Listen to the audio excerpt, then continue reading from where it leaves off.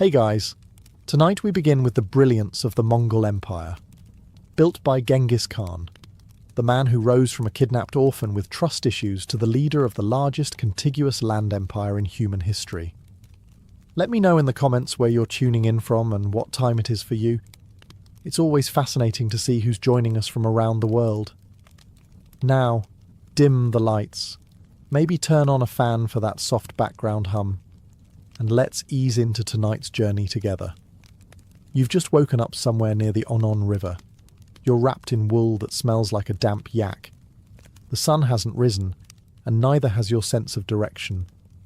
There's frost on your boots, a thin layer of ice in your nose, and the sound of something snorting far too close to your head. It's your horse. Of course it is. He's your bedmate, your ride, your heating system, and occasionally your lunch. Personal space is not a concept here. He breathes heavily on you and steps on your coat while you try to stand. He does not apologize. Mongol horses never apologize. Your camp is already in motion. No one speaks. They just mount up and ride off like smoke. A boy with a bow the length of his body gallops past you, yawning. He looks about 10. His saddle is older than he is. He's been riding longer than you've been conscious. You tighten your sash, pack your gear, and climb onto your horse. There's no stirrup ceremony, no deep breath of gratitude, no breakfast. You chew dried meat while riding. If your jaw isn't strong, it will be by tomorrow. Assuming there is a tomorrow. The wind cuts sideways. It's not wind for decoration. It's the kind that flays the unprepared. You're riding into it at full gallop. Your face goes numb by the third ridge. No one notices. No one asks if you're okay. This is the step. You are either riding or you are part of the landscape. By midday, you've switched horses twice. Not because you're tired. The horse is. You're expected to be harder than your animal. If the horse is struggling, you carry more. This is considered balance. You urinate from horseback. You eat from horseback. You fight from horseback. If you fall off, you will be trampled. If you stop moving, you will be left. If you complain, no one will listen. They'll just assume the wolves got you early. You ride because everyone rides. Because there are no roads, no destinations, only speed and survival. And because in the Mongol Empire, walking is for prisoners, and you are not a prisoner. Yet. You've survived the ride. You're not dead. That's good.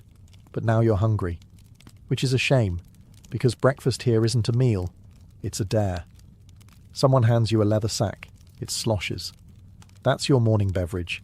Fermented mare's milk. It's white, sour, slightly fizzy, and smells like what a saddle feels like after 3 weeks of riding through war zones. You drink it anyway, not because you want to, because that's what there is. It's called erag. It's technically alcoholic. But not the fun kind of alcohol, the kind that reminds you bacteria are real and they live in your throat now. Mongol children drink this. So do warriors. So do grandmothers. If it burns going down, that's how you know it's working. Food? There might be a hunk of dried mutton. Maybe. It's grey, shriveled, and so tough you could use it to risole your boots. You chew it for 20 minutes. It doesn't get smaller. It just becomes wetter. There's also some curd, a rock-hard, sun-dried dairy lump that could double as a projectile weapon. It tastes like sour dust, feels like gravel, and makes your teeth question their purpose. You consider crying, but your tears freeze before they fall. You sit on the ground because there are no tables, no chairs, no napkins, just wind, wool, and the distinct scent of someone boiling something with hooves in it. There are no forks, no spoons. Just your hands and the silent judgment of the old man across from you who's already finished his meal, tied a new knot in his saddle rope, and is now sharpening a blade with the kind of intensity usually reserved for religious experiences. You eat what's given. You don't ask what it is. That's a good way to stop being given food. There's no chatting. Mongols don't waste time with pleasantries before battle, or after, or during meals.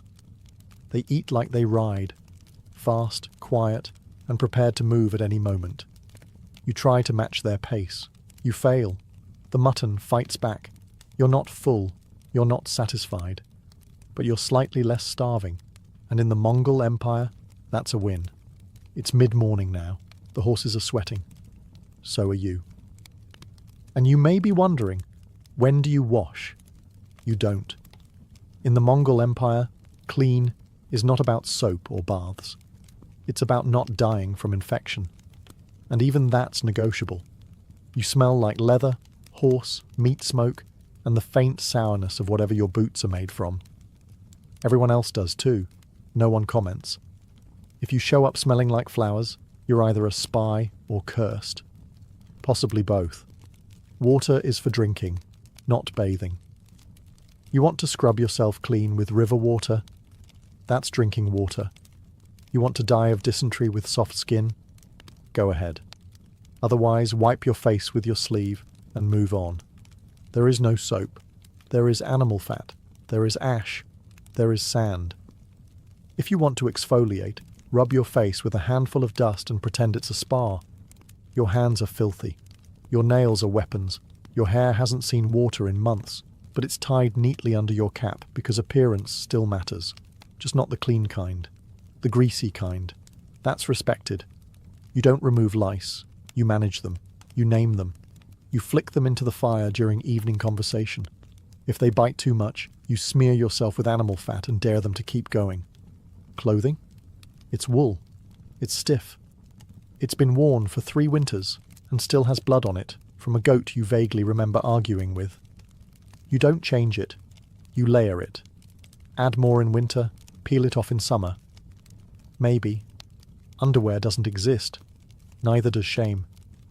And your teeth? They are your own problem. No brushes, no rinses. You chew bones, you drink airag. You hope the acidity of your breakfast slowly dissolves whatever's stuck between your molars. You keep a knife handy. Not for enemies, but for when that one tooth decides it's done being in your head. So no, you don't get a bath. You get wind. You get horse sweat. You get an overwhelming bouquet of unwashed humanity. But look on the bright side. No one else can smell you over themselves. Now that you've unlearned everything you knew about hygiene, it's time to ride into your first skirmish. You ride all morning and into the afternoon. You are not told where you're going. You are simply going. And then you see them. A cluster of moving dots on the horizon. Riders, like you. But not like you. Because they're not here to share fermented milk and stories. They're here to die. Or make you die. It's flexible. You don't panic. No one panics. Everyone just reaches for their bow. Mongol bows are short, curved, deadly, and somehow heavier than they look. They're made from layers of horn, sinew, and raw intent. They don't forgive mistakes. They don't miss twice. You notch your arrow. Your horse keeps moving. You don't slow down. That would be embarrassing. You twist at the waist, lean into the wind, and loose. It flies. So does theirs. Welcome to Mongol warfare. No glorious sword fights, no chivalrous duels, just arrows. Constant, intelligent, unromantic arrows, fired from impossible distances while galloping. You've barely blinked, and 3 of your enemies are already on the ground. 2 more are riding in the wrong direction, possibly reconsidering their entire lifestyle. The trick is movement. Always moving. The enemy tries to close in. You retreat, not in fear, but on purpose. The famous feigned retreat. Let them think you're running. Let them chase. Then turn around and shoot them in the face. You're part of a dance. Fast, precise, brutal. There's no shouting, no battle cries, just the snap of bowstrings and the dull thud of impact. You hear a scream. It's short. You don't look back. Your arrows aren't just sharp. They're poisoned. It's not personal. It's practical. Wound 1 enemy and let his comrades waste time dragging him away. Wound 2, and you've stalled their entire flank. Efficiency is more important than honour. You've now fired maybe 50 arrows. You've lost count. That's fine. There's a bag of 70 more hanging from your saddle. You shoot until your fingers blister, then shoot anyway, because if you stop, you won't have fingers. By sunset, the battle is done. You don't know how many you killed. No one does. No one's counting. Only one thing matters. You're still riding. You don't celebrate. You wipe your blade. You eat. You sleep. And tomorrow, you ride again. The battle's over. The sun dips behind the hills. No singing, no parades, just a crackling fire and the subtle sound of something being dismembered nearby. Dinner. You're expected to eat what you kill. If you didn't kill anything today, don't worry. Someone did. You just have to help prepare it. That means skinning, slicing, searing, or occasionally stabbing the goat again because it's somehow still twitching. The meat is tough. Of course it is. It's from an animal that spent its entire life walking uphill in a snowstorm. You roast it on an iron spit that's been in the family longer than most family members. There are no spices, no salt, no ceremony. If it bleeds less than you, it's ready. You sit in a circle, chewing quietly. Everyone stares into the fire like it owes them money. A warrior beside you gnaws a rib clean, licks the bone, then throws it behind him like it might grow into another goat. The fat is the best part. It's greasy, rich, and absolutely essential to staying alive. Mongols prize fat above all, not for flavour, but because it sticks to your ribs and keeps your soul from freezing at night. You don't question it. You bite into it like it wronged your ancestors. There's no bread, no vegetables, just meat and dairy, and something in a wooden bowl that might be soup or might be regret. If someone hands you a chunk of organ meat, you take it. You eat it. You do not ask what it was in life. Curiosity is a luxury. You are not a noble. You are not a guest. You are a stomach with legs and a knife. After eating, there is no clean-up. The bones go to the dogs, the ashes to the wind. You wipe your hands on your cloak, which also doubles as a napkin, towel, and winter blanket. Hygiene is still theoretical. Someone belches. This is considered polite. You do it too. Congratulations. You're adapting. Later, when you lie in your felt-wrapped bedroll beside a snoring horse, you'll dream of meat, because that's what tomorrow holds too. And if it doesn't, you'll have to ride further until it does. There's no announcement. No first snowflake drifting poetically from the sky. One night, you're sleeping with your boots off. The next, your boots are frozen solid, and so is your will to live. Welcome to winter on the steppe. It doesn't get cold, it becomes cold. A creeping, bone-deep, cruel cold that wraps around your ribs and whispers, "You were never meant to be here." The wind doesn't howl, it bites. It has teeth and they're sharp, and they aim for your ears. Your breath turns to fog, then to ice, then to regret. You sleep with your horse now. Not near your horse. With your horse. You press your back against its side like it's a lover made of hay and muscle. You'd say it's awkward, but at least it's warm. Clothing becomes a game of layers. Wool over leather over fur. You stop feeling your fingers by mid-morning. You stop feeling your toes the day after. You try not to think about it. If they come back, great. If not, fewer things to stub. There's no firewood, no forests, just frozen dung. You burn it without question. It smells like betrayal, but it's heat. The smoke curls around your face and makes your eyes water. You blink, and your eyelashes freeze together. You are now part sculpture. Your water, ice. Your food, ice. Your nose, bleeding. You ride anyway. Mongols don't stop for weather. If it's not an arrow or a plague, it's not worth mentioning. You ride with snow in your boots and wind in your bones, and nobody cares. Especially not the horses, who seem to enjoy it. The cold changes you. It takes your voice, dries your skin, and rewrites your personality to something quieter, stiffer, and much less optimistic. You stop complaining, not out of stoicism, but because your jaw refuses to move. And yet, you keep moving. Because if you stop, you'll freeze.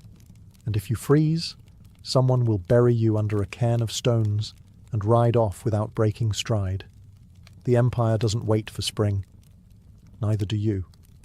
He doesn't look like a legend. He sits cross-legged on a plain wooden platform, chewing a piece of dried meat with all the ceremony of a bored butcher. His fur-lined coat is weather-beaten. His beard is uneven.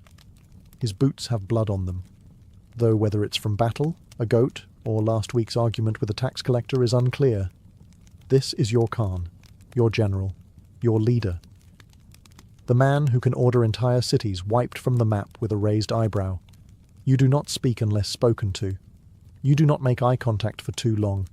You definitely do not correct his pronunciation, even if he calls you that one with the hair for 6 months straight. He speaks softly. Mongol leaders don't shout.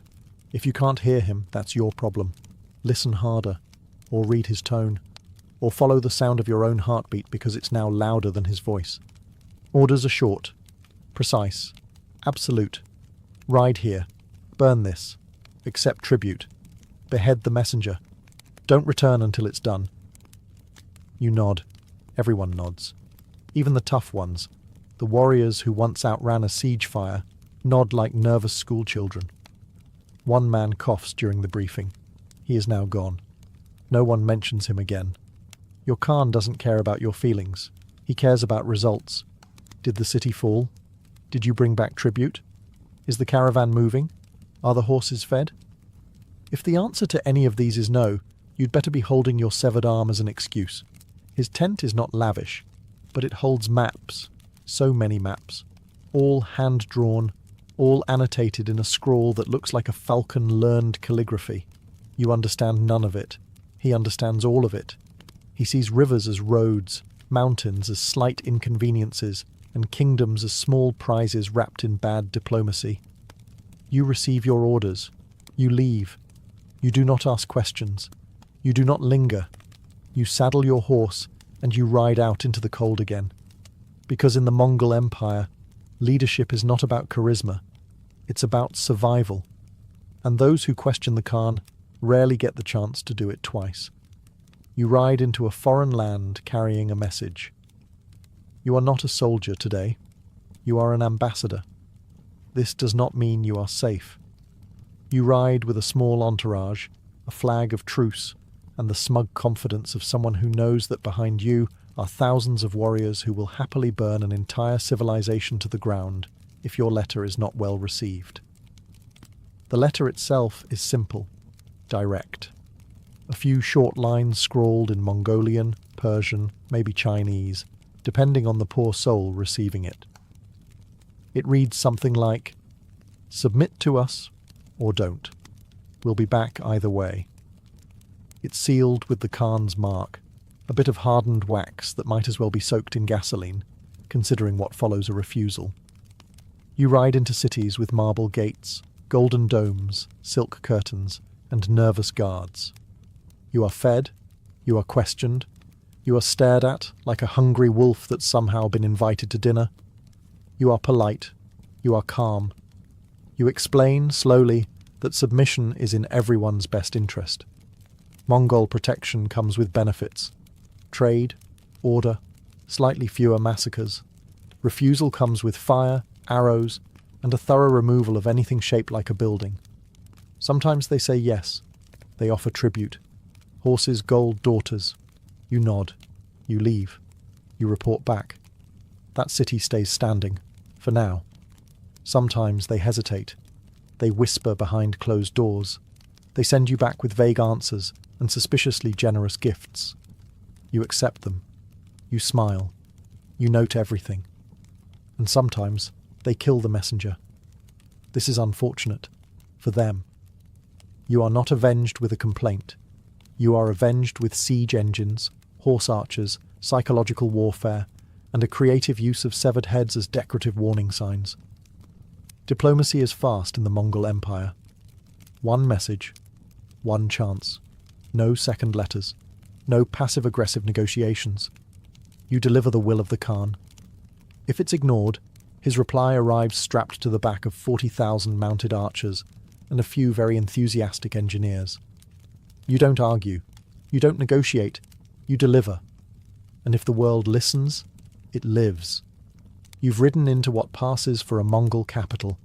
You were expecting towers, maybe walls, some kind of palace with polished floors and a guy in a hat offering figs. What you find instead is a swarm of yurts, felt domes, dozens, hundreds. They stretch across the plains like mushrooms after rain. No stone, no marble, just wool, smoke, and the smell of boiled something. This is Karakoram, the capital, the beating heart of an empire that spans from the Korean peninsula to the edge of Europe.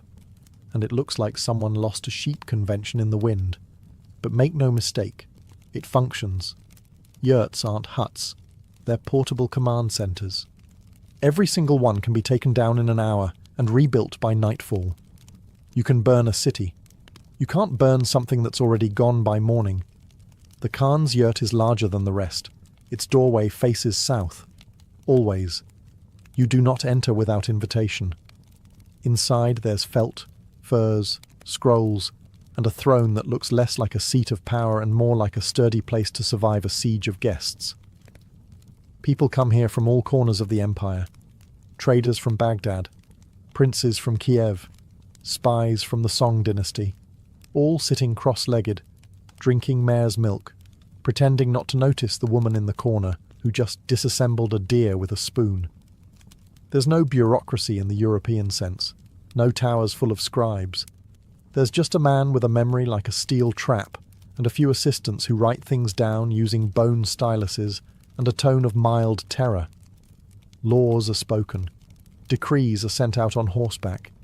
Paper is valuable. Ink is expensive. Mistakes are fatal. And yet, the streets are clean. The roads are safe.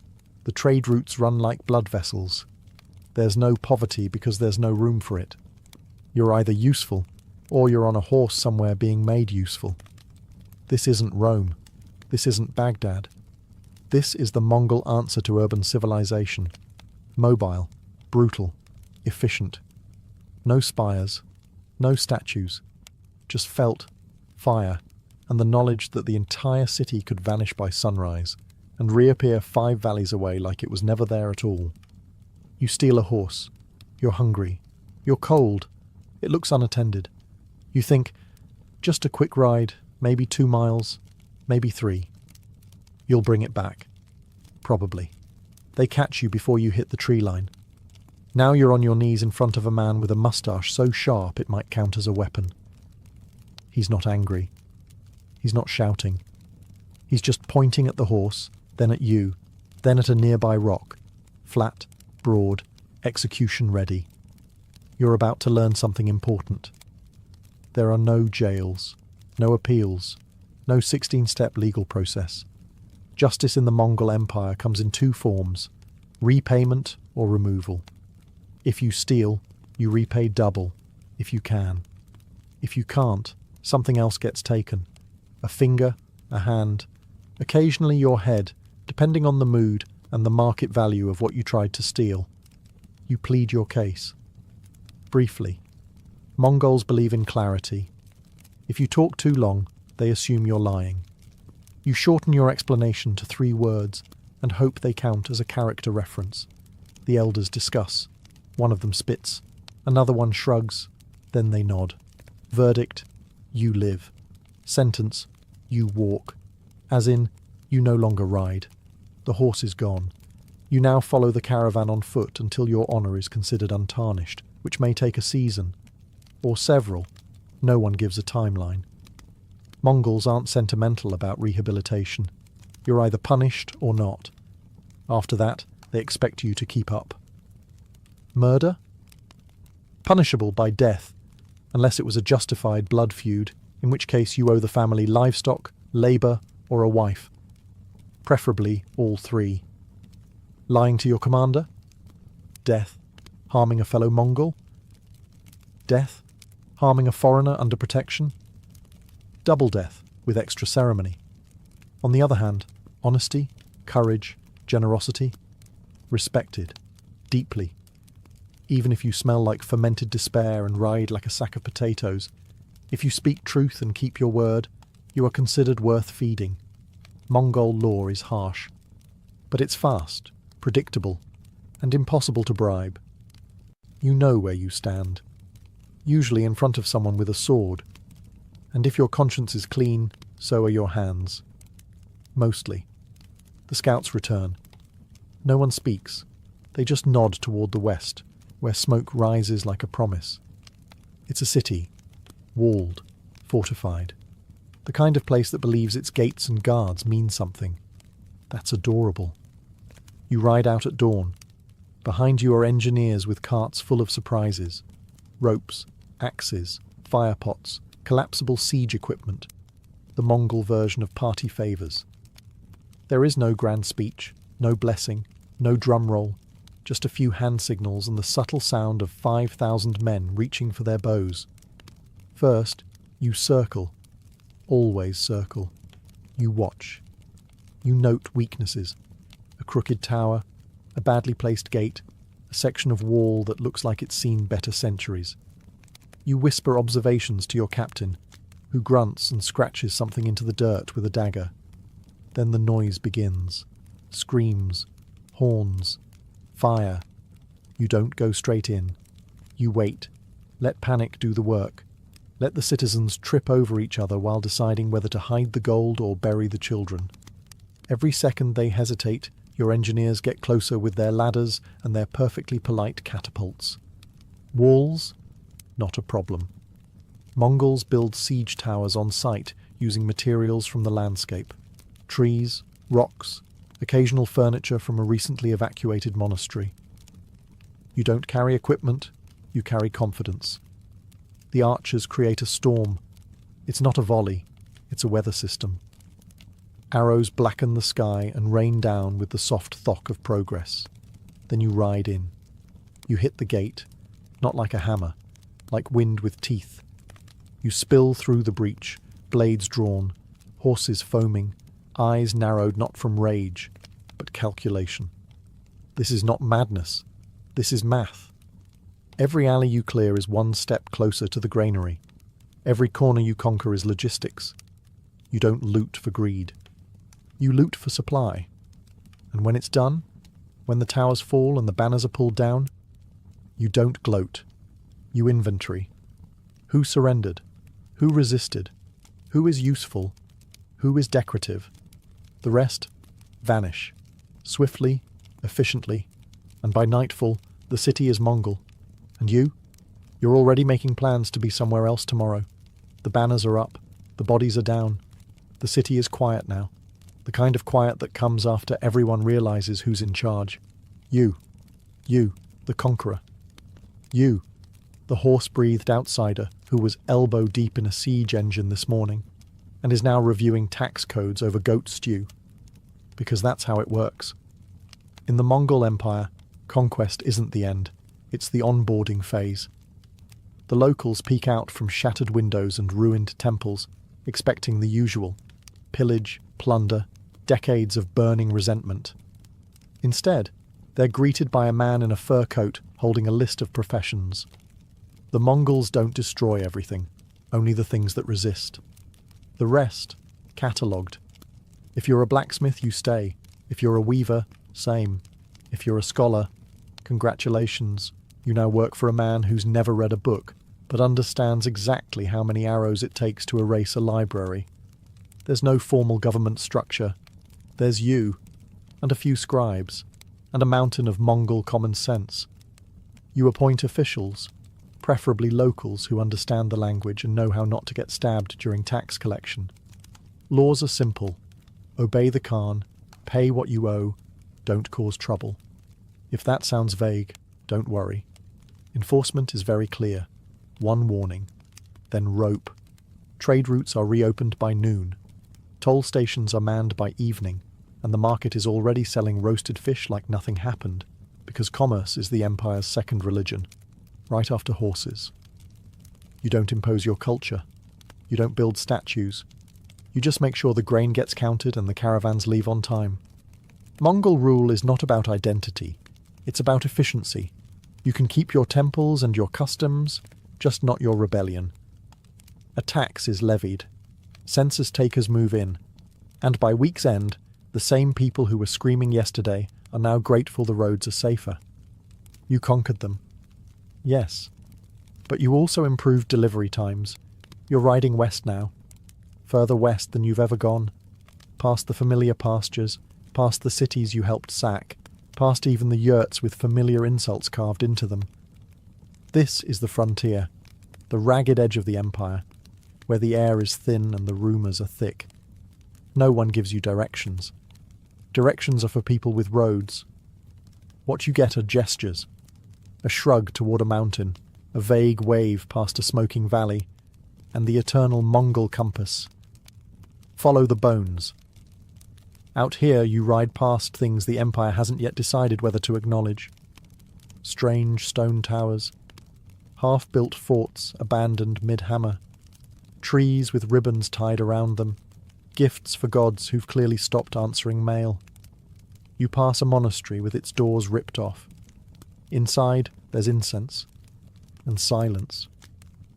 A monk bows to you, offers you tea, and doesn't flinch when you track mud across his sacred floor. He's seen your kind before.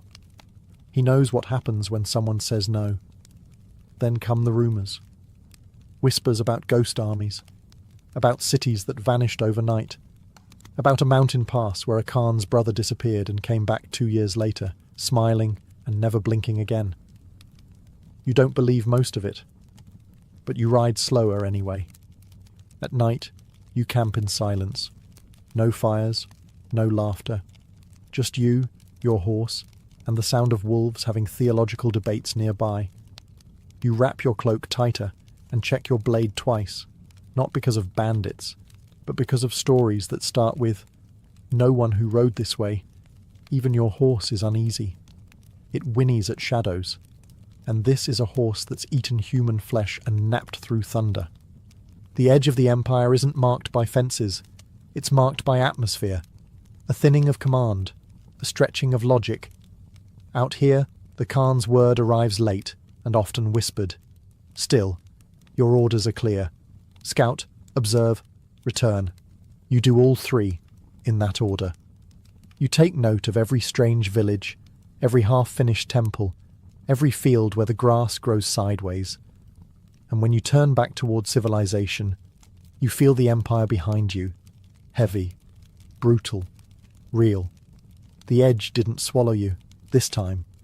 You've returned, not in glory exactly, but in one piece, which, in Mongol terms, is practically sainthood. Your horse is thinner, your boots are blood-stained, your teeth are fewer, but your scroll pouch is full. Names, maps, tribute tallies, the occasional sketch of a fortress that looked at you funny.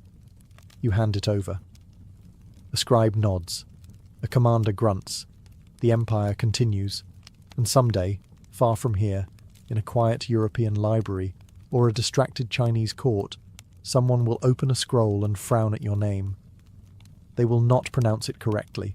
They will not understand the abbreviations. They will look at the numbers you counted with frozen fingers after 3 days without sleep and say, "These must be exaggerated."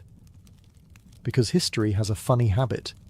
It smooths out the parts that make it nervous. And the Mongol Empire makes historians very nervous. They will call you barbarians, savages, a horde. As if you were all one blur of horses and arrows with no trade routes, no diplomats, no legal system carved in blood and common sense. They'll forget the engineers, the postal system, the religious tolerance. They'll remember the sieges, who wouldn't? But not the fact that you asked cities to surrender before flattening them, that you offered peace, order, and lower toll fees. They'll paint your face twisted in rage, never showing the months you spent negotiating over water rights with a man who bathed once per decade. They'll turn your pragmatic governance into chaos, your brutal discipline into madness, your efficient conquest into random destruction. And they'll conveniently ignore the part where their own kingdoms crumbled from within long before you showed up with a torch and a tactical plan. But you don't care. Because you weren't building a legacy. You were building roads, real ones. You were making empires answer for their walls. You were making the world smaller, one hoofbeat at a time. And if the world remembers you only as a shadow from the east, that's fine. Charlemagne's exact birthplace is as mysterious as a monk's tax records. Some say he was born in Herstal, others argue for Aachen or Ingelheim. The truth is, in the mid-8th century, nobody bothered with birth certificates, especially not for future emperors. What we do know is this. Around 742, a boy was born to Pepin the Short and Bertrada of Laon, and that boy would end up defining medieval Europe. Now, Pepin was no ordinary Frankish noble. He had recently pulled off one of the slickest political coups of the age. He'd deposed the Merovingian puppet king Childeric III and secured papal blessing to crown himself king of the Franks. That means little Charlemagne was born not just into a powerful family, but into a dynasty that had just reinvented the concept of legitimate rule. Charlemagne's early childhood wasn't spent chasing frogs in a meadow. He was being prepped for war, rule, and theology, sometimes all at once. Frankish education wasn't exactly poetry and philosophy. It was heavy on swords, prayer, and how to keep unruly nobles from stabbing you in your sleep. His tutor? Possibly a man named Fulrad, who was less story time at bedtime and more recite these Latin prayers or feel my wrath. We don't know much about young Charlemagne's personality. He didn't leave a diary, and his biographer Einhard wrote about him the way a fanboy writes about a celebrity crush. But one thing is clear, even in his youth, Charlemagne stood out. Not just because he was over 6 feet tall in an age when 5 feet was impressive, but because he took to leadership like a duck to water, or more accurately, like a Frank to conquest. By the time his father died in 768, Charlemagne was more than ready to inherit the kingdom. Well, half of it. In true medieval fashion, the realm was split between him and his brother Carloman. Sharing power never works well in monarchies, or at family dinners, so naturally, tensions started simmering. But for now, Charlemagne was officially king, young, ambitious, and already eyeing a Europe that hadn't been united since Rome. The crown was on his head. The sword was in his hand. And Europe? Europe was about to meet its new architect. Charlemagne's first challenge as king wasn't a foreign invasion or rebellious noble. It was Carloman, his younger brother, the other guy with a crown. Pepin the Short, in all his wisdom, had split the Frankish kingdom in half, giving Charlemagne the western part and Carloman the eastern. In theory, this was supposed to be a peaceful joint venture. In practice, it was a passive-aggressive disaster with swords. The brothers didn't get along, at all. Their territories were technically allied, but their courts operated like rival war camps. Carloman was suspicious, prideful, and possibly just plain difficult. Charlemagne, on the other hand, was already showing signs of being a ruthless strategist, and wasn't about to let baby brother clip his wings. Tensions escalated over petty slights and political manoeuvring. One particularly telling moment came when Charlemagne was called to help suppress a rebellion in Aquitaine. Instead of joining forces, Carloman refused to send troops. Classic little brother move: sit back, let big bro do all the fighting, then sulk when he gets the credit. Now, into this delicate mess walked Desiderius, the king of the Lombards in northern Italy. He offered Charlemagne a marriage alliance, his daughter in exchange for peace and cooperation. Charlemagne, ever the opportunist, said sure, and married her. Carloman? He saw this as a betrayal. Desiderius had once supported their father, and now Charlemagne was cozying up to him. The situation was a medieval soap opera, and just when things were about to boil over, Carloman died. Conveniently.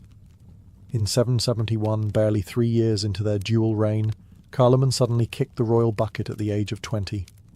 Cause of death? Natural, according to official sources. Which in medieval terms could mean anything from pneumonia to he looked at someone the wrong way. Charlemagne wasted no time. He moved into his brother's territory like a man who'd been planning it since day one. Carloman's widow and children fled to, guess who? Desiderius, who was now fuming. So Charlemagne now had all of Francia under his rule.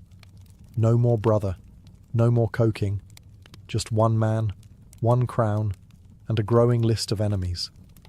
And next on that list? The in-laws. Now that Carloman was out of the picture, Charlemagne had a kingdom to himself, and a problem in Italy. Specifically, Desiderius, king of the Lombards. You know, the guy whose daughter Charlemagne had married and then very quietly divorced the moment Carloman died. Awkward. Desiderius was not pleased. To make matters worse, he had taken in Carloman's widow and sons, and was now openly supporting their claim to Charlemagne's throne. That's not just annoying in medieval politics. That's basically a declaration of war, with a bow on it. Charlemagne didn't hesitate. In 773 he marched his army across the Alps. And no, this wasn't some summer stroll through the mountains. Crossing the Alps meant snow, narrow passes, and the occasional unexpected avalanche. But Charlemagne did it anyway, because Charlemagne didn't let mountains, family drama, or bad weather stop him from getting what he wanted. Once he reached Italy, Charlemagne laid siege to Pavia, the Lombard capital. Desiderius dug in for the long haul. Unfortunately for him, Charlemagne had the patience of a monk copying scripture. He surrounded the city and waited. Months passed, supplies dwindled, morale plummeted. By 774, Pavia surrendered, and Charlemagne didn't just win a war, he took the Lombard crown for himself. That's right. He didn't install a puppet ruler or play nice with local nobility. He simply declared himself king of the Lombards.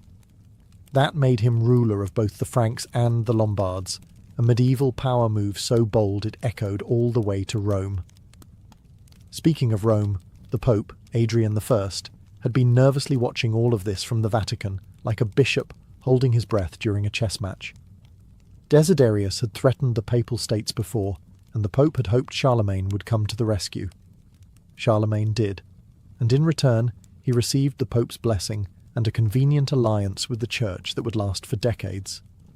The Lombard campaign wasn't just a family feud turned conquest, it was a statement. Charlemagne wasn't playing by the old tribal rules anymore. He was building an empire. And now he had the backing of God's representative on earth, which made it a lot harder for anyone to say no to him. With Italy under control and the Pope sending warm regards, Charlemagne turned his gaze north, toward the Saxons. These weren't courtly nobles sipping wine. These were pagan tribes, wild, warlike, and deeply allergic to Christianity, and they had been poking at the Frankish borders for years, raiding villages and disrespecting everything holy. Charlemagne had had enough. Starting in 772, he launched a campaign that would become his most infamous, the Saxon Wars. Not a single war, mind you, but 18 separate campaigns spread over 30 years, because the Saxons, bless their forest-dwelling hearts, refused to roll over. At first it went well. Charlemagne stormed into Saxony, burned down the sacred Irminsul, basically their holy tree, and declared, "Time to be Christian, folks." The Saxons responded the way any proud warrior people would. They smiled politely, said, "Sure, no problem," and then immediately rebelled the moment his army left. This happened repeatedly. Charlemagne would march in, crush resistance, baptize a few thousand terrified locals at sword point, and leave. Then the Saxons would torch a church, kill the priests, and go back to worshipping their old gods. The most notorious moment came in 782 after a major rebellion. Charlemagne ordered the massacre of Verdun, executing around 4,500 Saxons in a single day. It was brutal, even by medieval standards. And it sent a message.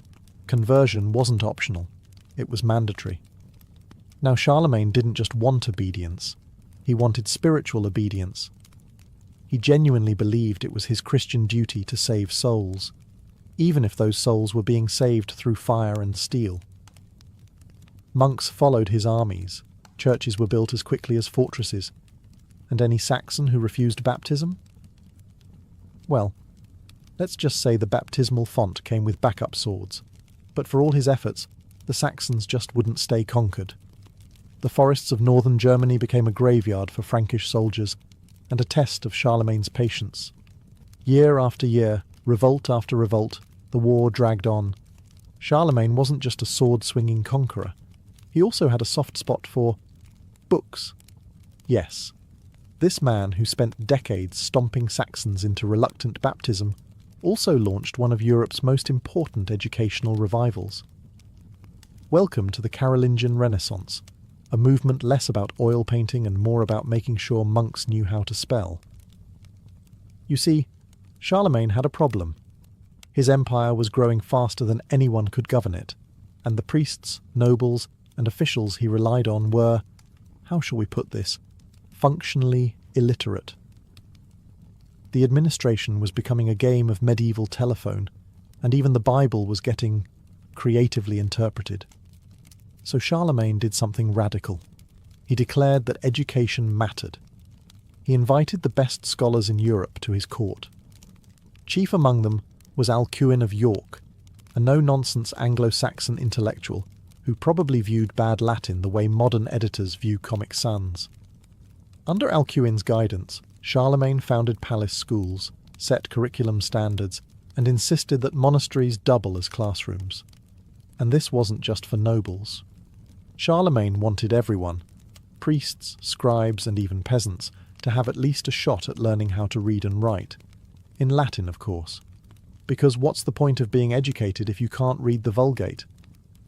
Ironically, despite pushing education so hard, Charlemagne himself was barely literate. He could speak several languages, but reading? Writing? Hey, he tried to learn. There are stories of him keeping wax tablets under his pillow to practice writing at night. But ruling an empire didn't exactly leave much time for penmanship. Still, Charlemagne led by example. He valued knowledge. He respected scholars. He even standardized handwriting. Yes, Carolingian minuscule, that clean, readable script that modern fonts still copy, was his doing. Before that, manuscripts looked like someone spilled ink while having a seizure. Thanks to his efforts, thousands of ancient texts were preserved. Monks began copying manuscripts like their lives depended on it, because sometimes they did. Literacy rates improved, the church became more coherent, and Europe took one cautious step out of the Dark Ages. It was Christmas Day, 800 AD. The streets of Rome were cold, the churches packed, and Charlemagne was attending Mass in St. Peter's Basilica like a good Christian king. Or at least, that's what everyone thought. Until Pope Leo III pulled off one of the most theatrical surprise moves in medieval history. As Charlemagne knelt in prayer, the Pope suddenly placed a golden crown on his head and proclaimed him Emperor of the Romans. Just like that. No warning, no formal ceremony, no polite, "Hey Charles, do you maybe want to be emperor?" Nope. Just boom, instant empire. Historians still argue over whether Charlemagne knew this was going to happen. Some say it was staged, others say it caught him off guard. Charlemagne himself later claimed he would never have entered the church had he known, which is a very emperor thing to say. Either way, the symbolism was enormous. The Roman Empire had fallen back in 476. Now, over 3 centuries later, the Pope was effectively resurrecting it, with Charlemagne as its new head. A Frankish king crowned by the church, ruling over a patchwork of Germanic tribes, Lombards, and Latin-speaking clergy. The Holy Roman Empire was born, although that name wouldn't be used for a while. This moment shifted everything. Charlemagne's authority was no longer just military. It was spiritual, divine. He was now seen as the successor to the Caesars, a Christian Caesar, with the Pope as both ally and spiritual referee. But not everyone was thrilled. The Byzantines over in Constantinople had been calling themselves Roman emperors for centuries, and did not appreciate some Frankish upstart playing emperor in the West. For decades, diplomatic relations were tense, with titles flung around like insults and treaties scribbled under duress. Back home, though, the title stuck. Charlemagne reigned as emperor until his death in 814, and the imperial dignity gave weight to everything he did, from issuing laws to reforming the church. It was the capstone of his rule. A crown not just made of gold, but of legitimacy, myth, and historical theatre. Conquering half of Europe is impressive. Keeping it running without the whole thing collapsing into civil war, that's the real magic trick. And Charlemagne, oddly enough, managed it not just through blood and steel, but with ink, messengers, monks, and the medieval version of spreadsheets. Once he was emperor, Charlemagne got serious about governance. He knew he couldn't be everywhere at once, so he started building a system that looked suspiciously like an early version of modern bureaucracy, just with more Latin and slightly fewer bribes. Probably. At the heart of his administration were the missi dominici, literally the Lord's envoys. These were trusted officials, always sent in pairs, usually one noble and one bishop, who travelled around the empire delivering royal orders, inspecting local lords, and making sure no one was quietly building their own little kingdom in the backwoods. Think of them as medieval auditors, only with swords and divine backing. Local counts and dukes still ruled their regions, but they answered to Charlemagne. And if they didn't, well, a friendly visit from a Mrs. Dominicus could quickly turn into a career-ending conversation. Charlemagne didn't do tolerance when it came to disloyalty. He also introduced capitularies, written laws and instructions that applied across the empire.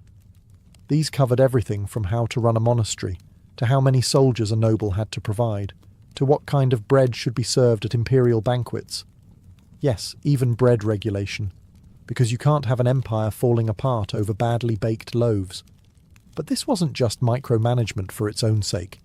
Charlemagne believed in order, Christian order, and to him, a stable, well-run empire reflected divine favour.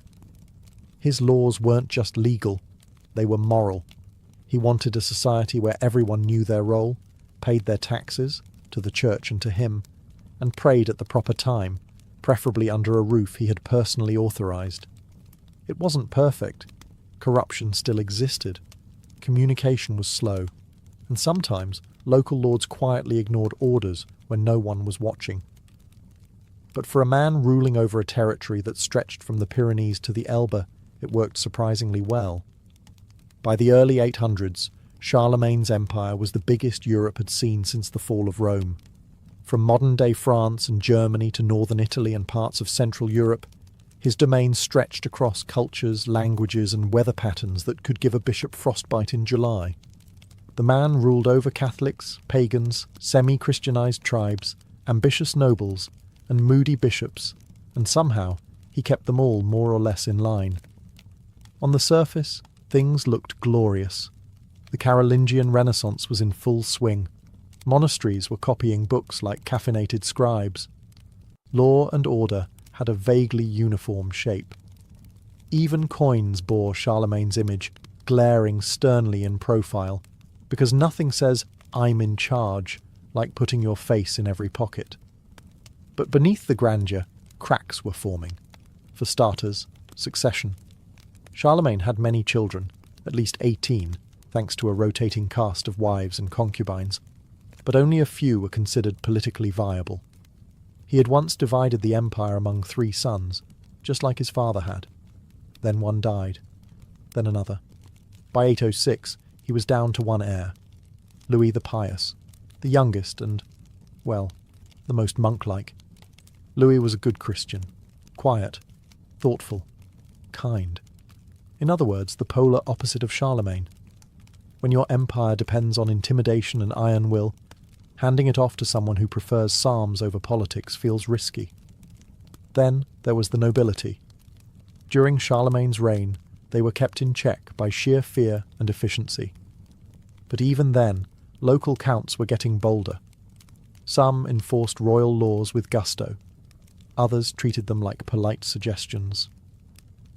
The empire was stable, but it was a personality cult, held together by one man's presence and very few backup systems.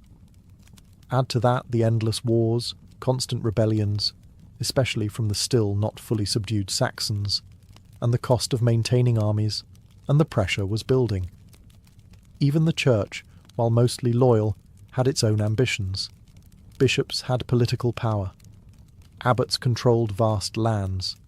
and while they blessed Charlemagne's rule with one hand, they sometimes pushed back with the other, especially when royal demands clashed with canon law or monastery budgets.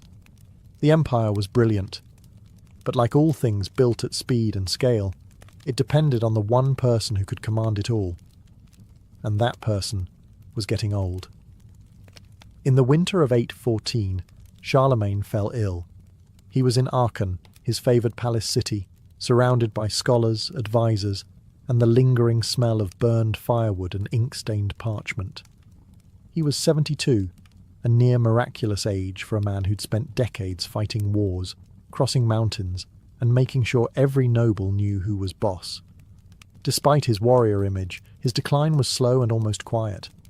He fasted, prayed, and, as Einhard, his devoted biographer, put it, accepted death with a calm dignity befitting a Christian emperor. On January 28, 814, Charlemagne died. The bells rang. The empire held its breath. They buried him in Aachen Cathedral, beneath a marble throne, wrapped in imperial robes, sword at his side, and a copy of the Gospels in his lap.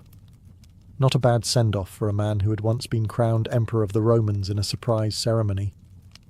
Later legends would claim he sat upright in his tomb like a sleeping king, ready to rise again if the empire ever needed him. Romantic nonsense, of course. But telling. His only surviving son, Louis the Pious, inherited the whole empire, along with its unwieldy borders, rebellious nobles, and growing unrest. Louis tried to rule well, he really did, but he wasn't his father. The iron grip loosened. Power fragmented. Civil wars broke out. Within a few decades, the grand empire Charlemagne built was split into pieces, eventually giving rise to France and Germany as separate kingdoms. And yet, Charlemagne's legacy didn't dissolve with his empire. It grew. He became a mythic figure, Carolus Magnus, the ideal Christian king. Popes invoked his memory. Emperors styled themselves in his image. The Holy Roman Empire, founded long after his death, claimed him as its spiritual father. Even Napoleon, centuries later, modelled his coronation after Charlemagne's, eager to snatch a bit of that old divine glow. Charlemagne didn't just unify Europe. He gave it a blueprint, a fusion of Roman law, Germanic kingship, and Christian faith.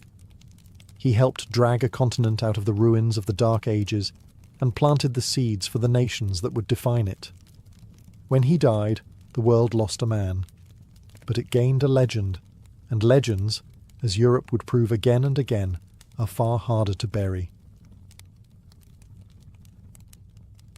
A medieval feast was not just about eating.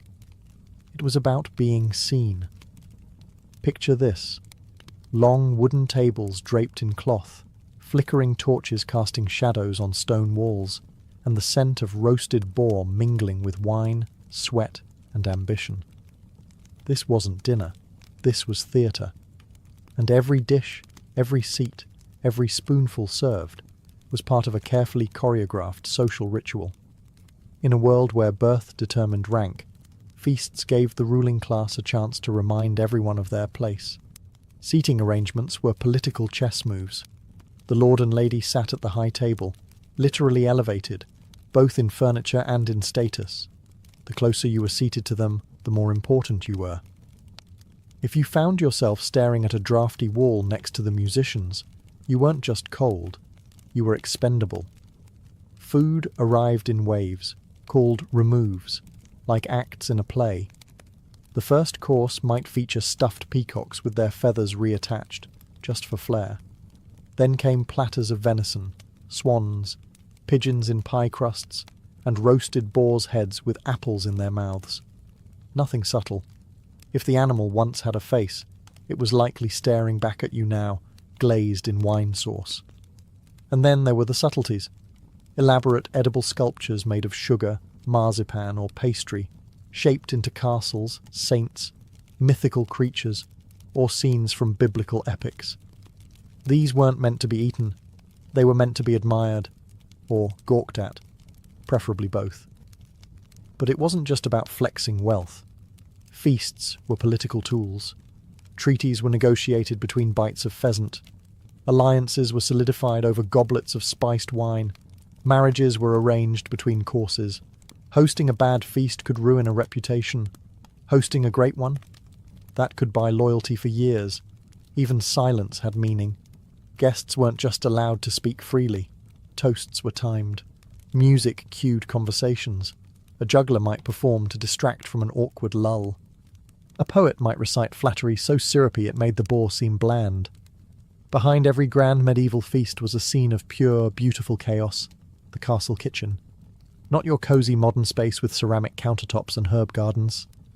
No, this was a smoky, shouting, wood-fired war zone, run by a hierarchy that would make a small army blush. At the top of this culinary command tower stood the master cook, the Gordon Ramsay of his day. Minus the swearing, or with more swearing, in Latin. He oversaw dozens of assistants, spit-turners, pot-boys, pastry makers, fish cleaners, sauce men, and at least one poor soul whose job was just plucking poultry all day. And they weren't whipping up 2 or 3 dishes. They were making hundreds, often without a single written recipe, because cookbooks were rare, handwritten, and kept under tighter lock than some treasure chests. The kitchen fire roared day and night. There were no thermostats, just blistered hands, guesswork, and prayer. Meat was roasted on massive spits turned manually, usually by young boys whose arms never stopped spinning. And the size of the meat? Let's just say a cow might show up in pieces over the course of a 3-day feast. Sauces were vital. Everything was doused in a combination of vinegar, wine, and exotic spices. Not because they were trying to mask rotten food, as the myth says, that would have insulted the guests, but because spices were wealth. Saffron, cinnamon, cloves, nutmeg. These were imported luxuries. Serving them wasn't just about flavour. It was about flexing trade connections. This chicken tastes like cinnamon was basically medieval for I'm loaded. Bread was a staple, but came in different classes. The nobility got the fine white manchet bread. The servants ate the coarser brown loaves, and under every dish was a trench, a stale piece of bread used as a plate which soaked up all the greasy juices and was then either eaten by the lower classes or thrown to the dogs. Or both, depending on the dog's manners. The smell? A blend of herbs, meat, yeast, sweat, and fire. The noise? Constant clanging, shouting, and the occasional panicked squawk from a goose that had not yet accepted its fate. It wasn't glamorous, but it was efficient, and without it, the entire illusion of effortless nobility upstairs would have collapsed like a poorly baked pie. If you ever got invited to a medieval feast, congratulations, you were either important, rich, or someone's political pawn. But what actually landed on your plate? Let's just say, if you're a picky eater, you might want to look away. Meat ruled the table. Deer, wild boar, rabbit, pheasant, swan, even porpoise if you were dining on a particularly eccentric coastline. Everything that could walk, fly, swim, or vaguely resemble meat was fair game, literally. Hunting was both sport and supply chain. Nobles went out and killed the food they would later brag about while eating it, and the rarer the animal, the higher the status. Whole roasted animals were the stars of the show. Picture an entire pig, snout polished, teeth bared, apple in mouth, or a swan, feathers reapplied post-cooking because presentation. If it looked dangerous before, it was supposed to look majestic now. But it wasn't just about quantity. The menu was strategic. You didn't dump everything on the table at once. You served it in courses, called removes. The first might include lighter fare, soups, small pies, fish if it was Friday and the church was watching. Later courses escalated to the heavy hitters, roasts, game, pies stuffed with meat and spice and more meat. Fish had its own day in the spotlight, especially during fasting seasons. Eels, pike, and herring were frequent guests, sometimes moulded into the shapes of animals they were definitely not. Because why serve boring boiled fish when you can serve a fish that looks like a hedgehog? And the spices. Oh, the spices. Medieval people didn't believe in bland. Cinnamon on chicken. Absolutely. Ginger and gravy? Of course. Sugar on meat? Why not? Sweet and savoury lived happily on the same plate, sometimes on the same bite. Vegetables, by contrast, were suspiciously absent from noble plates. Root vegetables and greens were often seen as peasant food. Too humble, too earthy. Lords didn't care for turnips unless they were stuffed into a pastry shaped like a unicorn. By the end of the feast, the menu had gone from tame to theatrical. The goal wasn't to satisfy hunger. The goal was to overwhelm, to dazzle, to leave your guests stuffed, stunned, and maybe just slightly afraid of the next remove. Because dessert might just be breathing fire. While the food did its job of clogging arteries and signalling wealth, a medieval feast wasn't complete without entertainment, and lots of it. You didn't just eat. You laughed, listened, gawked, and occasionally winced at whatever unfolded between courses. Enter the fool, the court jester, clad in bells, mismatched colours, and enough audacity to insult the host without getting beheaded, usually. The fool's job was to make people laugh, mock the powerful, and provide an air of controlled chaos. They juggled, told bawdy stories, and performed slapstick routines with the finesse of someone who knew that one bad joke could end in unemployment or execution. Then came the minstrels, with their lutes, harps, and voices trained in ballads about love, war, and the occasional dragon. Music filled the hall, not as background ambience, but as part of the experience. These songs weren't just for mood. They were political commentary, historical records, and flattery disguised as melody. If the lord of the house was featured heroically in the third verse, congratulations, the minstrel would eat well tonight. For something flashier, you had acrobats and fire breathers. Yes, real fire. Indoors. In a wooden hall lined with rushes and tapestries. Safety codes were a distant fantasy.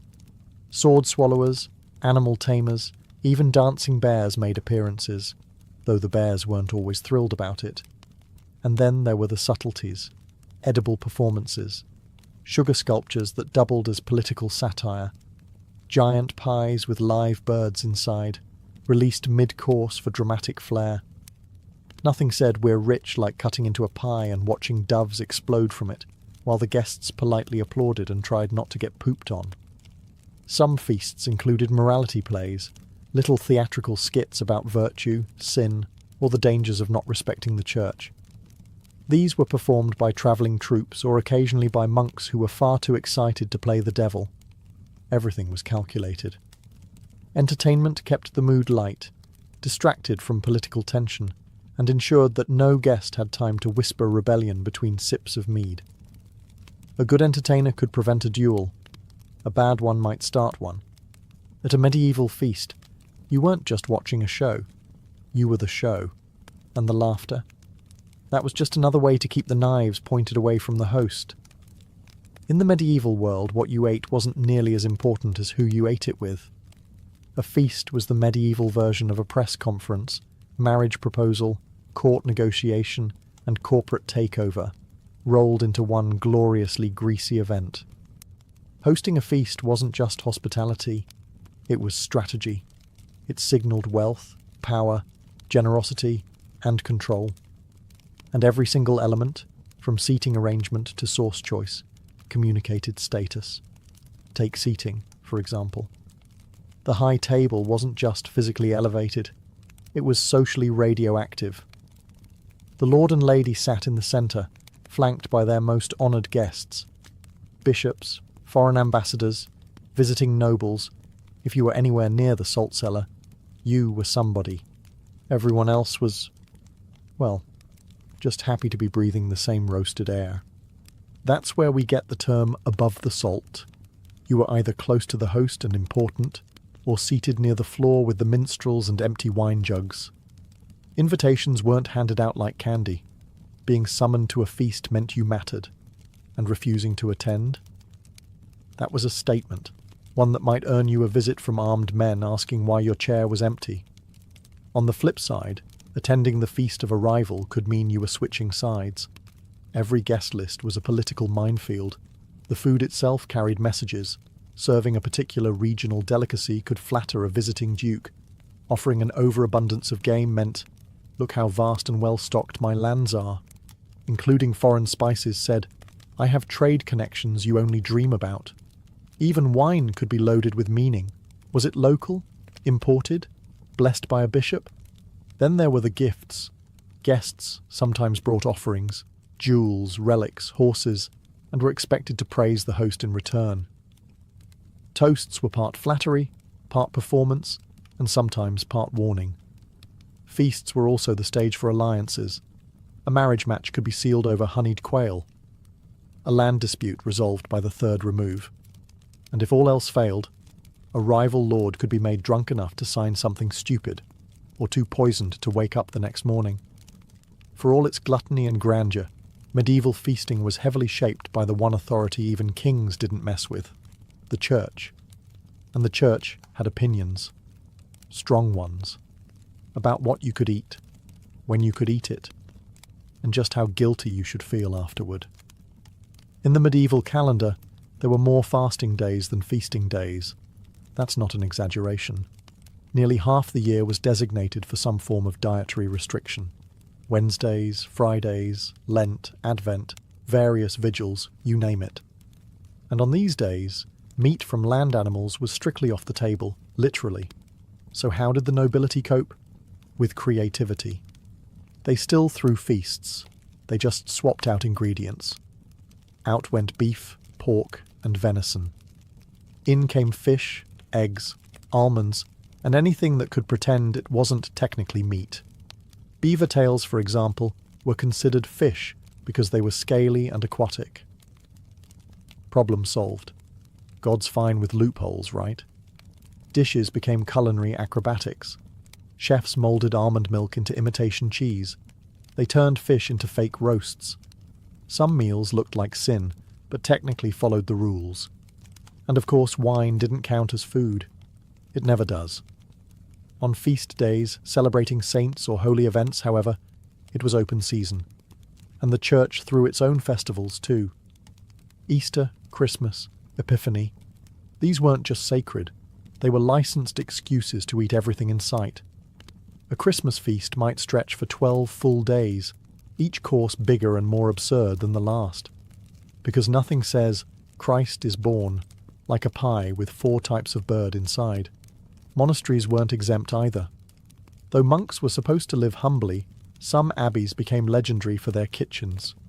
A wealthy monastery might fast on oysters and spiced eel. Monks developed precise food schedules, including seasonal menus and loophole-heavy substitutions that kept their bellies full and their sins technical.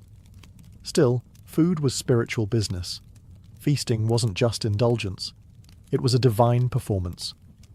You gave thanks before you ate, made offerings to the church after, and prayed your cook hadn't served you meat on the wrong Thursday. In the medieval world, gluttony was a sin, but banqueting with holiness? That was practically a sacrament. For all the roasting boars and juggling fools, a medieval feast was not a free-for-all. There were rules, many of them. In fact, if you wanted to keep your status and your seat, you had to know how to behave like a proper, greasy-fingered noble. First rule, don't touch the food like a peasant.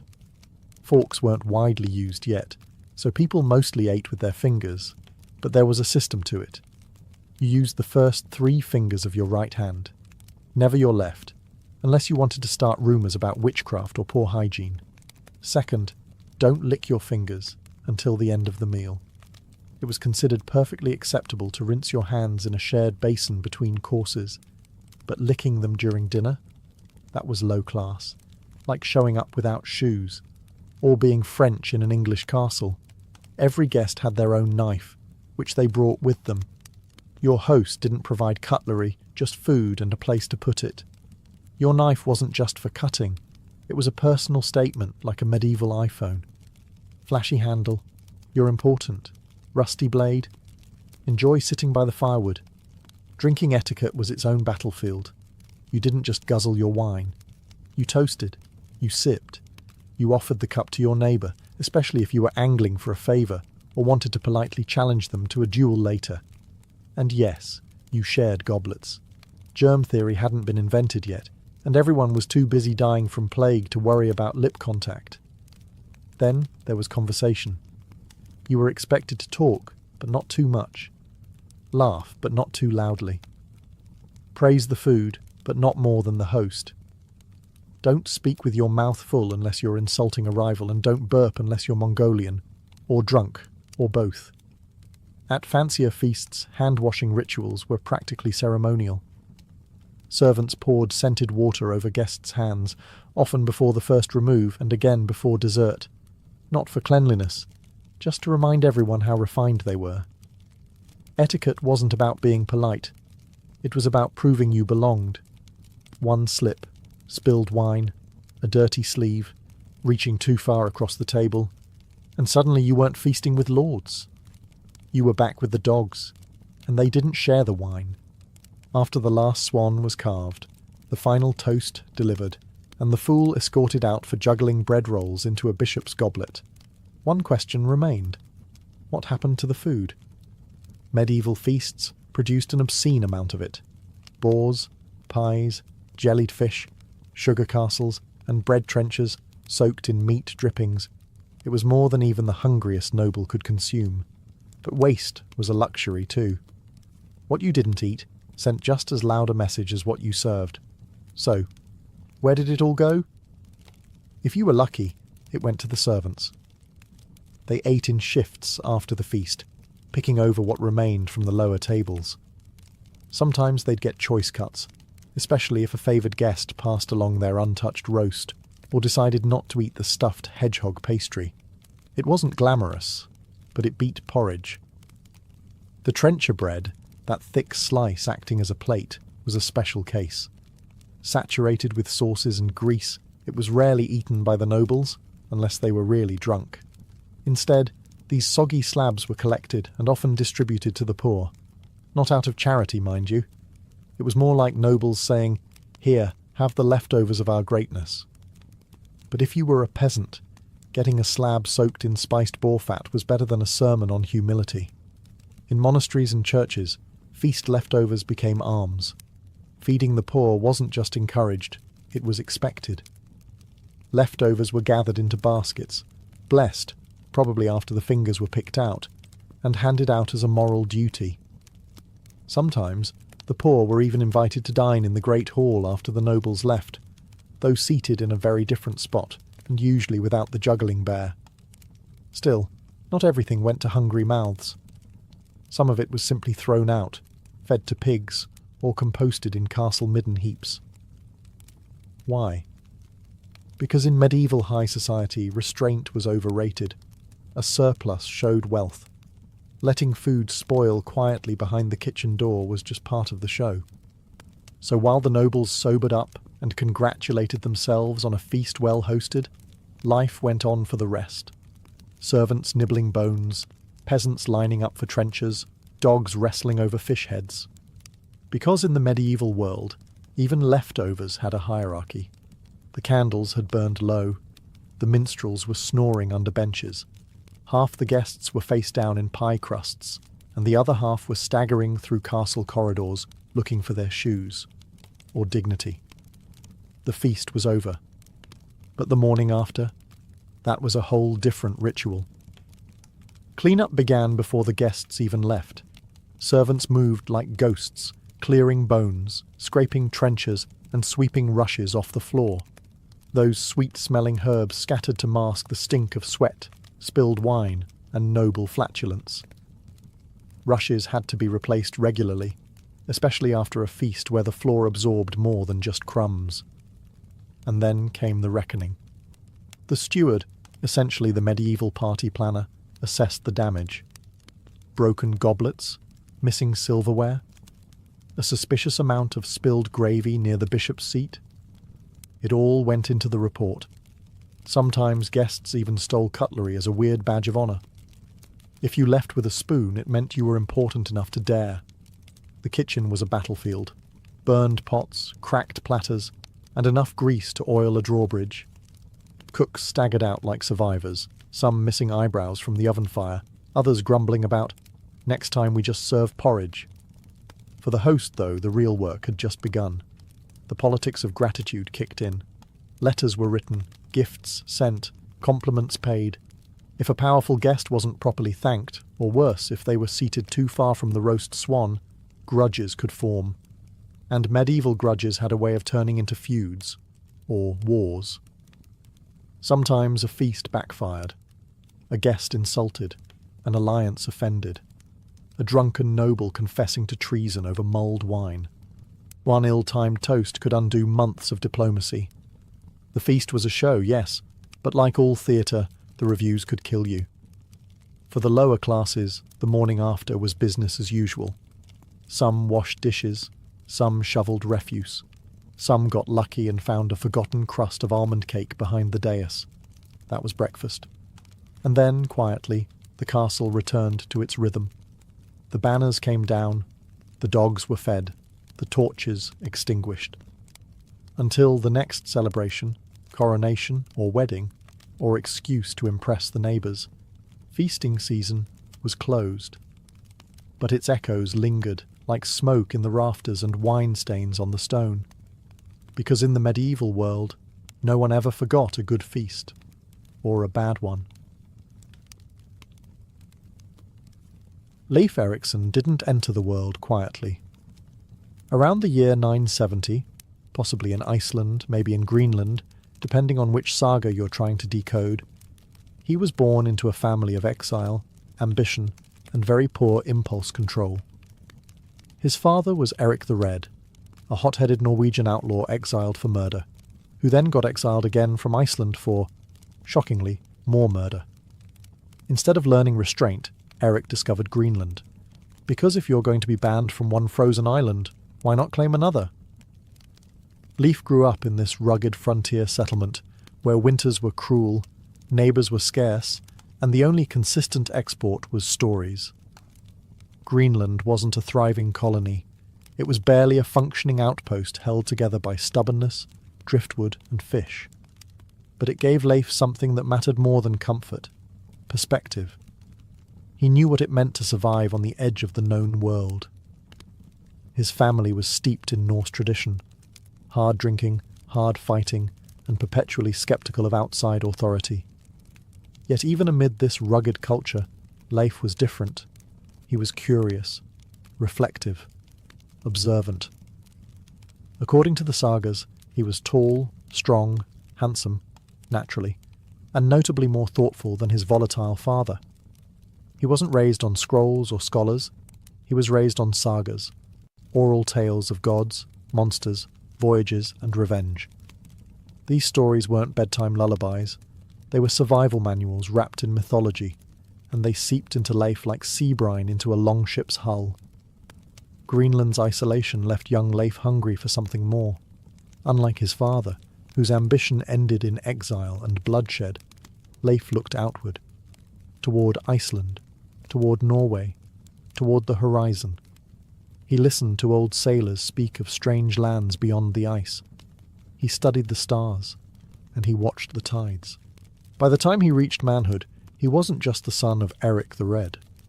He was a Norseman with a boat, a brain, and a burning need to explore something, anything, that wasn't a freezing rock filled with equally frozen egos. Before he ever sailed west, before the church came calling, before his name landed in sagas and schoolbooks, Leif Erikson was a boy born of fire and ice, destined to outrun both. Leif didn't just drift into greatness, he sailed into it. At some point in his early adulthood, Leif left Greenland behind and travelled to Norway, the old heart of Norse power. It was more than a homecoming. It was a collision with a world far more advanced, hierarchical, and surprisingly holy. Because Norway wasn't the same place his father had fled. It was now ruled by King Olaf Tryggvason, a man with a crown, a sword, and a serious fixation on converting the Norse to Christianity, whether they liked it or not. Leif found himself face to face with Olaf, a Christian warrior king who had replaced blood feuds with baptisms and longships with churches. And unlike many of his countrymen, Leif didn't scoff. He listened. Perhaps it was diplomacy, perhaps curiosity, Or maybe Leif had grown tired of the endless cycle of raids, revenge, and gods, who mostly demanded blood and beer. Whatever the reason, Leif was baptized, accepted Christianity, and was given a new mission: bring the faith back to Greenland. It wasn't exactly an easy assignment. Imagine trying to explain monotheism to a bunch of farmers who regularly sacrificed goats to Thor when the weather got weird. Greenland was remote, suspicious of outsiders, and still mostly loyal to Odin, Freya, and the rest of the thunder-happy crew. But Leif didn't return empty-handed. He brought priests, knowledge, and royal support. When he landed in Greenland again, he wasn't just a chieftain's son, he was an emissary of a king and a new god. And while he didn't exactly spark a revival overnight, his influence began to take root. Christianity started spreading in small, icy circles. Chapels were built. Crosses were raised. Old gods weren't replaced immediately, but they had serious competition. This marked a turning point. Leif wasn't just a sailor or a settler anymore. He was a cultural bridge, a man between two worlds: Norse tradition and Christian order, pagan legend and written law. He had one foot in Valhalla and the other in Bethlehem, and somewhere between converting his neighbours and maintaining fragile peace, Leif Erikson began hearing tales of strange lands to the west. Lands with grapes, forests, and no snow in sight. The next great voyage was calling. Some great discoveries begin with ambition, others begin with bad navigation. Leif Erikson had set sail from Norway with noble intentions: bring Christianity to Greenland, and maybe check in on the family drama while he was at it. But fate, or perhaps the North Atlantic's notoriously moody weather, had other plans. According to the saga of the Greenlanders, Leif heard whispers of a strange land far west, seen years earlier by a man named Bjarni Herjolfsson, who had glimpsed unknown shores but never bothered to land. Classic Bjarni, a man who discovered North America and then just kept sailing like he had groceries in the back. Leif, however, was made of different wood. Around the year 1000, he bought Bjarni's ship, gathered a crew, and decided to find out what lay beyond the horizon. He wasn't just sailing into the unknown. He was sailing into legend. The journey was perilous. Icebergs, storms, and the real possibility of falling off the edge of the earth kept things interesting. But Leif was calm, steady, and, as the sagas claim, annoyingly competent. Eventually, his ship reached a place very unlike Greenland. First came a barren land he named Helluland, likely modern-day Baffin Island, flat, rocky, and unimpressed. Then Markland, probably Labrador, with forests thick enough to build an entire fleet. Useful, but still not quite the promised land. Finally, Leif arrived at a place so mild, so rich in resources, that his crew named it Vinland, the land of wine, or grapes, or possibly fermented berries. The sagas are vague, and Norsemen weren't exactly sommeliers. Regardless, the place was a paradise compared to the icy death trap they called home. They built houses, explored rivers, and enjoyed the novelty of not having to chip their drinking water out of a glacier. Leif called the main settlement Leif's Budir, Leif's Booths. Humble name for a man accidentally making history. He stayed through the winter, mapping the land, gathering timber, and preparing stories that would shake the north once he returned. There were no grand conquests, no wars, just quiet, practical exploration. Surprisingly modern for a Viking. Leif didn't plant flags or declare ownership. He just observed, named, and left. And yet, in doing so, he became the first European to set foot in North America. Before Columbus, before maps, before anyone knew what he'd done. Leif Erikson's landing in Vinland should have been the start of a new Norse golden age. Mild climate, wild grapes, tall timber, no frostbite. What more could a Greenlander ask for? But paradise, as it turns out, comes with problems, especially when you don't ask the locals if they mind visitors. According to the sagas, Leif and his crew spent a winter in Vinland, building huts and gathering valuable resources. They found self-growing wheat, vast forests, and enough fish to feed a saga's worth of warriors. It wasn't just a discovery, it was a solution. Greenland was cold, barren, and isolated. Vinland was temperate and overflowing with potential. But Leif didn't colonize it. He didn't claim it in the name of the king, didn't build a church, and didn't bring a second shipload of settlers. He simply returned to Greenland with a cargo hold full of timber and a story no one could believe was real. Why? The sagas don't say much, but what came next suggests that Leif knew Vinland wasn't empty. Later Norse expeditions, led by his brother Thorvald, his sister Freydis and others, would find themselves in violent clashes with the indigenous peoples they called Skraelings. Who these people were is still debated, likely ancestors of modern-day Mi'kmaq, Beothuk, or Inuit. What's clear is that they weren't thrilled about heavily armed strangers showing up with axes and entitlement.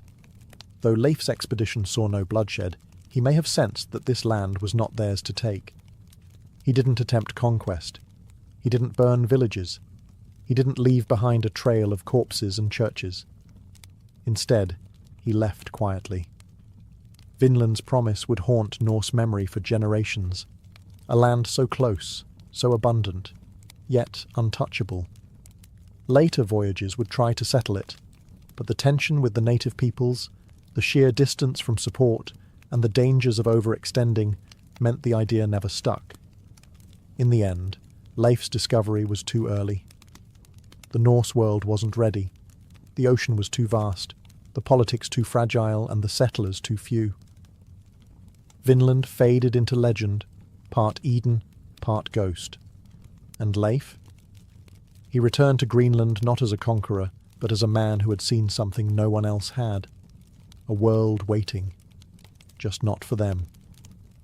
When Leif Erikson returned from Vinland, he didn't come home with gold or glory. He brought something far more controversial: Christianity. Back in Norway, Leif had been baptized under the orders of King Olaf Tryggvason, who saw the sword and the cross as equally valid tools for nation-building. Leif had accepted the new faith, quietly, thoughtfully, without theatrics. But now, with a royal commission and a ship full of priests, he arrived in Greenland as both explorer and evangelist. Greenland, however, had not changed in his absence. The colony was still dominated by Norse paganism. The people still carved runes, drank to Odin, and muttered prayers to Thor during snowstorms. They were settlers, survivors, pragmatic and fiercely traditional. And they were deeply suspicious of a religion that said all their gods were false and that drinking blood at the winter solstice might be frowned upon. Leif didn't storm temples or burn idols. That wasn't his style. Instead, he used diplomacy, generosity, and the weight of royal backing. He built a church, reportedly the first in Greenland. He gave shelter to priests. He spoke to chiefs. And he told stories, not just of Christ, but of a gentler world beyond ice and exile. His own mother, Theodhild, converted and built a chapel of her own. His father, Eric the Red, famously refused. Eric wanted nothing to do with this new god who didn't enjoy a good blood sacrifice and didn't even fight with a hammer. For Eric, Christianity was weakness. For Leif, it was a path forward. This divide within the family mirrored the larger split in Greenland. Some embraced the faith, seeing it as progress, protection, or just another way to curry favour with the king. Others rejected it as foreign noise. Converts and traditionalists shared stew and suspicion in equal measure. Leif didn't force change. He simply embodied it. He lived as both a Norseman and a Christian, a seafarer and a settler. His quiet strength made him a symbol, not just of faith, but of balance, of evolution without erasure. He didn't kill the old gods. He just stopped calling on them. And for a colony on the edge of the world, his example was enough to plant the seeds of something new, even if it took generations to grow. Leif Erikson may have carved his own legend across the North Atlantic, but he did so under a long, blood-stained shadow. His father's. Eric the Red wasn't just infamous, he was practically mythological. A brawler, a settler, a man exiled from Norway and Iceland, who then founded Greenland just to have somewhere new to get kicked out of. Wherever he went, lawmen cringed and neighbours kept axes close. His temper was legendary, his charisma even more so. And for Leif, growing up in Eric's household meant learning to balance on a knife's edge between boldness and recklessness, leadership and lunacy. Where Eric was fire, Leif was frost. He didn't bellow, he didn't threaten, but people followed him anyway. The Greenlanders respected his calm. He didn't conquer with a blade, but with direction. And that may have been exactly what the colony needed. But the comparison never faded. Leif returned from Vineland, not drenched in gold, but with timber and tales. His Christian mission in Greenland spread slowly, while Eric sulked and scoffed. The old man had wanted a warrior son to continue his brutal legacy.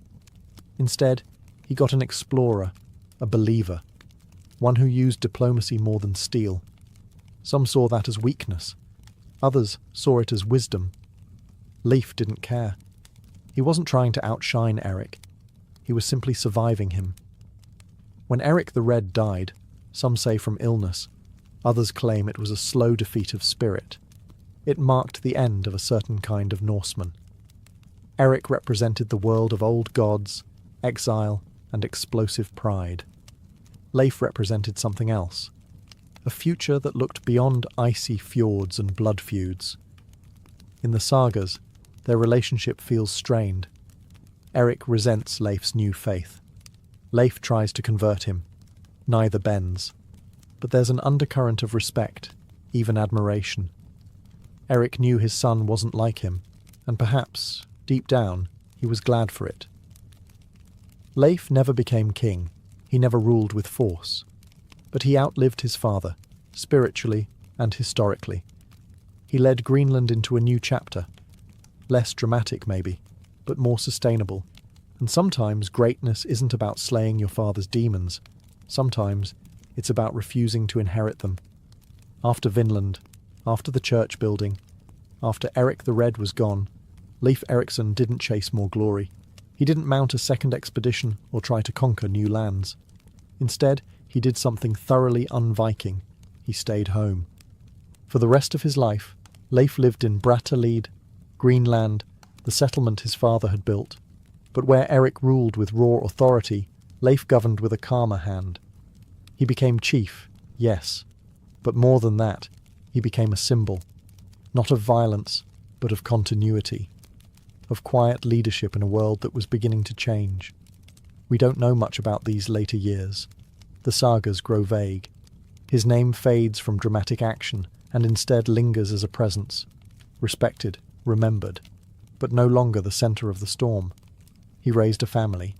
His son, Thorkel Leifson, would one day lead Greenland. Christianity spread slowly but steadily. The colony endured.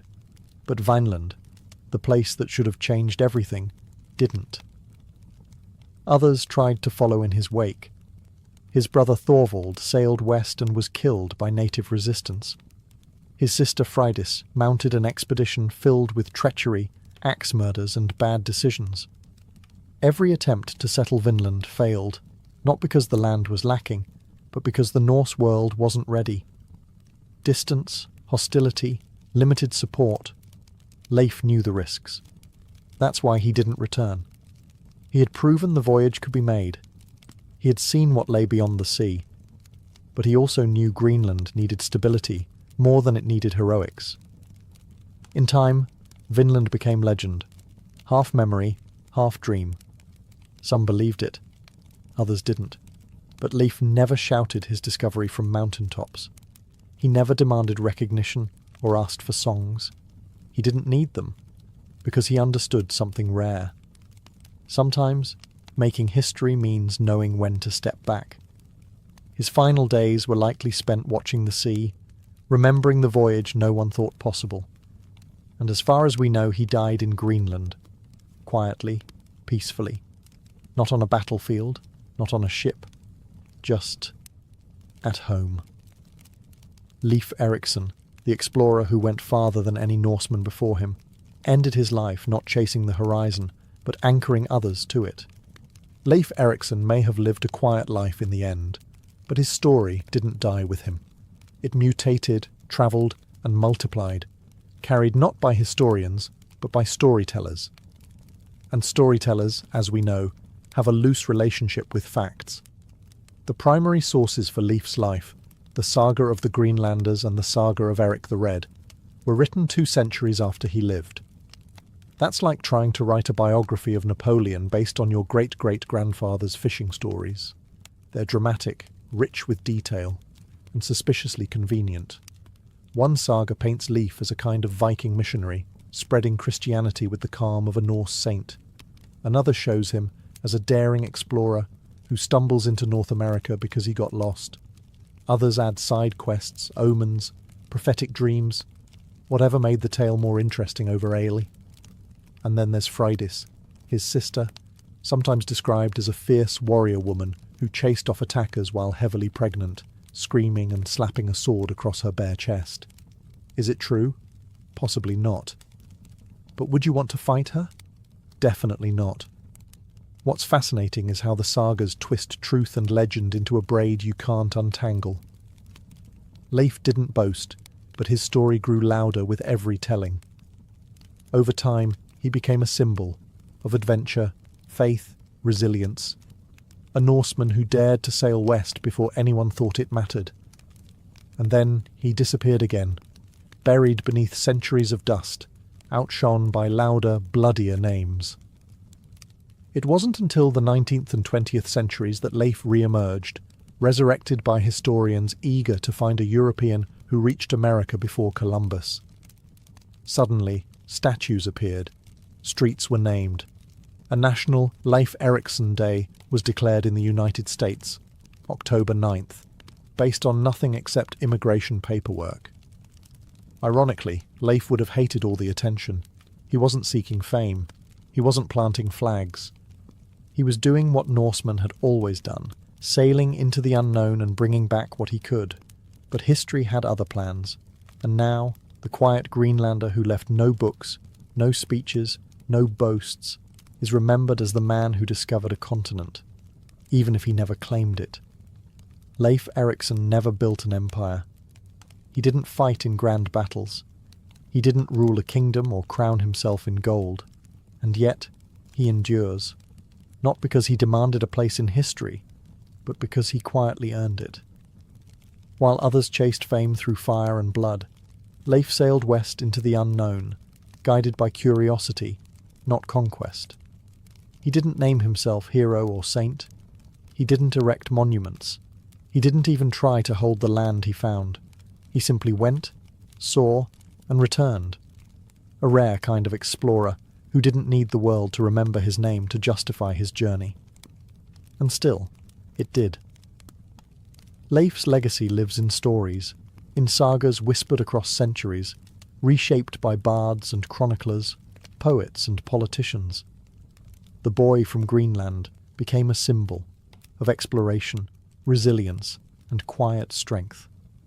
His journey to Vinland became a chapter in the larger Norse epic, a civilization that dared to sail past the edge of the known world, looking not for war, but for possibility.